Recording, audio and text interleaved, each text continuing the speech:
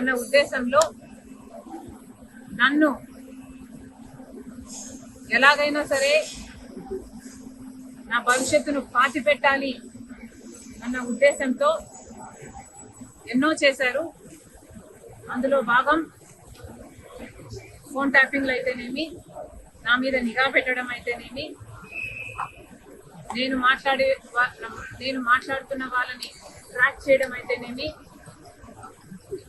నాకు రాజకీయంగా బలమయ్యే వాళ్ళని లేక నాకు సపోర్ట్ చేసే వాళ్ళని బెదిరించడం అయితేనేమి, ఇలాంటివి ఎన్నో చేశారు. అందులో భాగంగానే ఈ ఫోన్ ట్యాపింగ్ కూడా చేశారు. జగన్మోహన్ రెడ్డి గారి నా మీద చేసిన అత్యాచారాలలో ఫోన్ ట్యాపింగ్ అనేది చాలా చిన్నది. అసలు నేను ఊపిరి తీసుకోవడమే కష్టం చేశారు జగన్మోహన్ రెడ్డి గారు.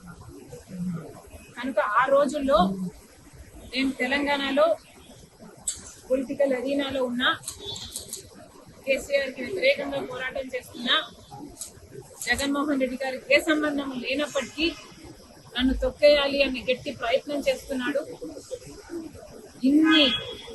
ఇంతమంది ఇన్ని ఫోర్సెస్ తో పోరాటం చేయడం వాస్తవానికి నాకు చాలా కష్టంగా ఉన్నింది.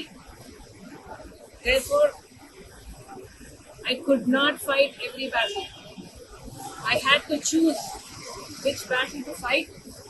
And that time low, I could not afford to fight this phone tapping issue. నేను ఏ పోరాటాలు చేయాలి అనేది నా సర్వైవల్ కోసం నేను పోరాటాలు చేస్తున్నా. కాబట్టి ఆ పర్టికులర్ టైంలో ఫోన్ ట్యాపింగ్ ఇష్యూ మీద నేను పోరాటం చేయలేకపోయినా, in spite of knowing that is illegal, unethical and against my constitutional rights. కానీ ఇప్పుడు నేను చెప్తున్నాను, ఫోన్ ట్యాపింగ్ జరిగిన మాట వాస్తవం, ముమ్మాటికి నిజం. ఈ కాన్వర్సేషన్ సుబ్బారెడ్డి గారు వైసీపీ నాకు సొంతంగా వినిపించింది. ఇది నిజం. కాబట్టి ఇప్పటికైనా నేను అప్పుడు చేయలేని పోరాటం ఇప్పుడు ప్రభుత్వాలు మారాయి. ఇక్కడ రేవంత్ అన్నగారు ఉన్నారు, అక్కడ చంద్రబాబు గారు ఉన్నారు. కనీసం ఇప్పుడైనా ఈ ఇష్యూని చాలా సీరియస్ గా తీసుకోవాలి. ఎక్కడ ఏ ఎంక్వైరీకి రమ్మన్నా నేను కూడా రావడానికి సిద్ధంగా ఉన్నాను. తప్పు జరిగింది, ఆ తప్పుకు శిక్ష కూడా పడాల్సిన అవసరం.